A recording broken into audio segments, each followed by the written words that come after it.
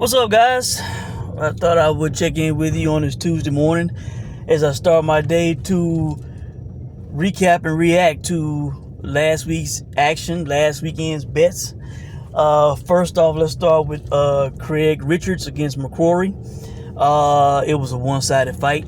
Craig Richards won every round in my eyes.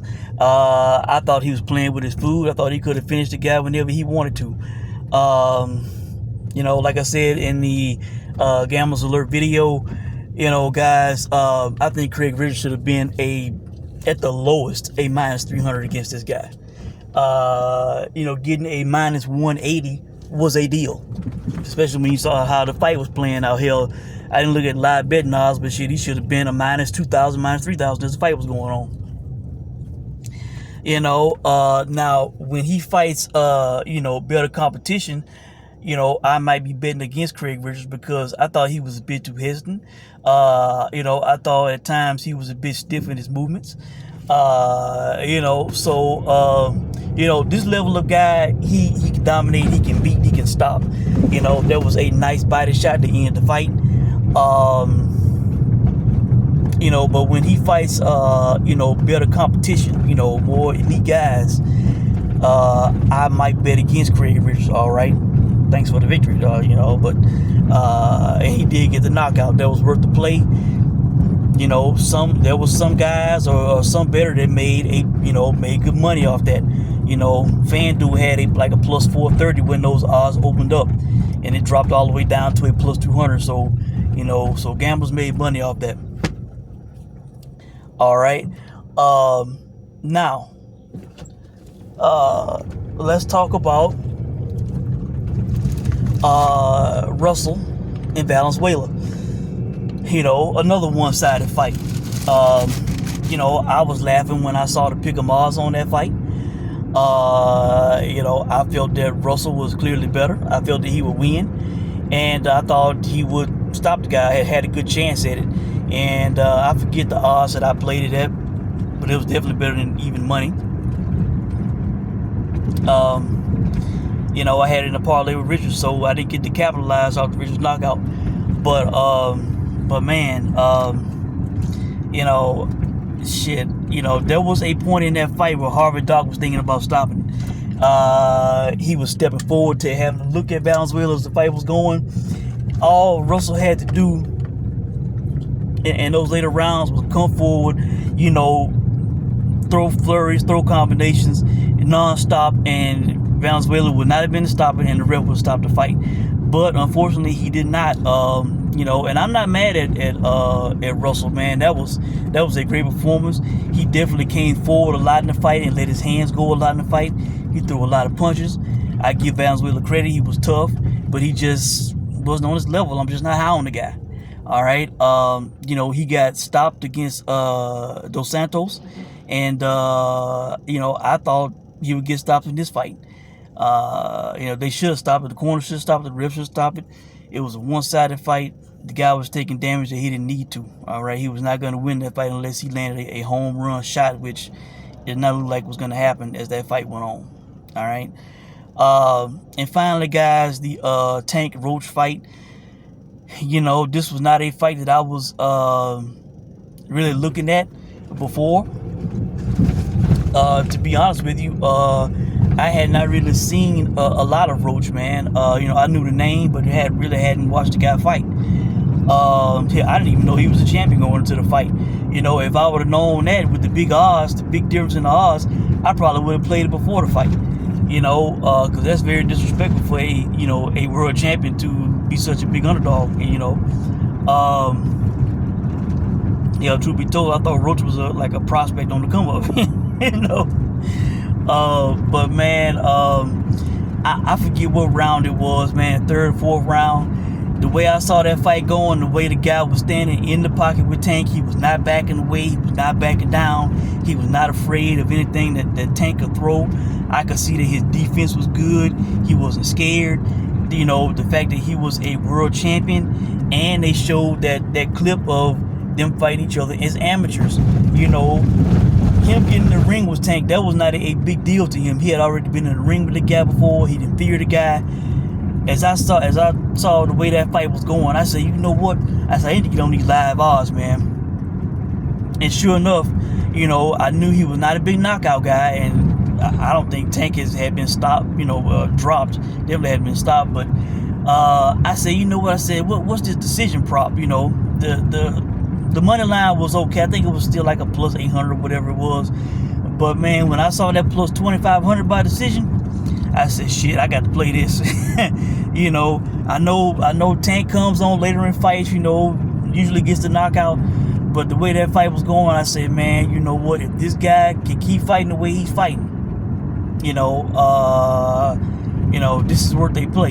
And the best clip that I posted, that was a live bet, guys. You know, of course, I felt the guy won the fight. Of course, I felt that Tank, with that knee, that should have been a knockdown. You talk about star preferential treatment. That was disgusting, man. The ref, I'm forgetting his name at the moment, Willis. Man, that was bad, man. That was bad. It don't matter what the guy name is, be the champ, be the star, the headliner, whatever. You know, he take a knee, you gotta count, man. That should be called a knockdown. You know, you cannot take a timeout in boxing.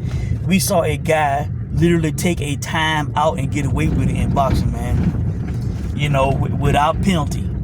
You know, he up there, what's going on? Well, you can't do that. That look like this. You know, let the guy get away with it, man.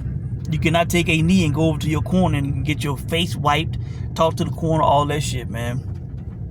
You know, and the shit might be overturned. It should be overturned. And that's not going to win me any money because, you know, I know how the game works. You know, that found when the bet is settled, it's settled. Ain't no this overturned shit. You don't, you know, get your money back. You don't, get the bet back. No. So, but for Roach's sake, man, that fight should be overturned. He should be given the title, and Tank should take a loss. You know, with that knee. Hell, even without the knee, I thought he lost the fight. You know, I did not score the fight. I didn't think I would have to, but he probably lost all of the first 6 rounds. If not, he lost 4 to 6 of the first 6 rounds easily. All right, he was not throwing punches. He was, being patient, looking for a shot like he does in a lot of fights. He gave up a lot of rounds at the beginning of that fight, man. I think at the most he won 4 rounds, man. And that's without the knockdown. So, if the fight is overturned, good for Roach. He deserves it. All right. And if they have the rematch, we will never get those big odds again. The odds will be much closer. People will be betting Roach. I watched Dwyer's video yesterday. He was clearly upset. I am a member on his channel. I watched the video. I actually watched it for the first time yesterday, after the fight, before I watched his post-fight. And he went with Roach, man. He got Roach at a plus 4,000. Man, that I feel his pain, man. I feel his pain. $100 would make you $4,000, if that guy would have got the decision. Yeah, ain't no telling how much he put on that shit, man. Hell, 1,000 would have made you 40,000. If you were that much of a risk taker, if you had them type of pockets, man. So we'll get those odds again, guys. Hopefully, there will be another great play like that coming up. But speaking of great plays, man, I have the Lauren Price money line locked in on my parlay. Russell won, Richards won. Once she wins, which I'm fully expecting, I will be posting a winning ticket, guys. I see the knockout prop. One of the guys commented on the channel, about a plus 500 on that, on Price to win by knockout. Do I think she's going to get it? No, I think more than likely she'll win by decision. But that is a good number to play, man. That's very tempting. I might put a little something on that, all right? Do I think she's going to stop Jonas? No.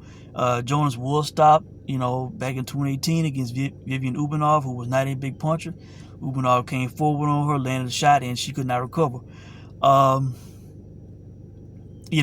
she's a much more seasoned veteran and pro at this point. And has been tough in fights. Now she is 40. She is, nearing the end. Could the young stud in Price, you know, put it on and get her out of there. You know, I don't know. She got a stoppage in her last fight. You know, she only has two stoppages. If she gets a stoppage, it would be a bit shocking. You know, I'm not banking on the stoppage. I'm just, you know, the money line, because I fully expect her to win, whether it's by decision or by stoppage. So really, that's it, guys. If something else pops up, I will come on and comment. You know, good luck to you guys with any best you place this weekend. Oh, also, you know what? Now that I think about it, McCrory is fighting this weekend. He's fighting this guy Asif Khan, I believe. I think the guy's like 18-5. I think he only has like 5 knockouts. Maybe he's been stopped twice. I think, you know, I think it's like a plus 700 something on FanDuel. Guys, I might put a little something on that, because Conlon, you know, he should win this fight. You know, this is a big time comeback cherry pick. Guy should not be on his level. But the way the guy has been losing, been getting stopped, you know, I regret not playing that Jordan Gill fight. You know, after I saw he got stopped in that fight, you know, I think Gill was like a plus 1200 to win by knockout. You know, a guy that's been stopped repeatedly. So I might put a little something on that. You know, fully expect to lose, but just in case, you know, I will put a little something on that I can afford to lose. All right, so. I think that's it, guys. If something else pops up, I will come on and comment. But good luck to you guys this weekend. I hope you guys are doing well, and I'll check in with you soon. Thanks for watching.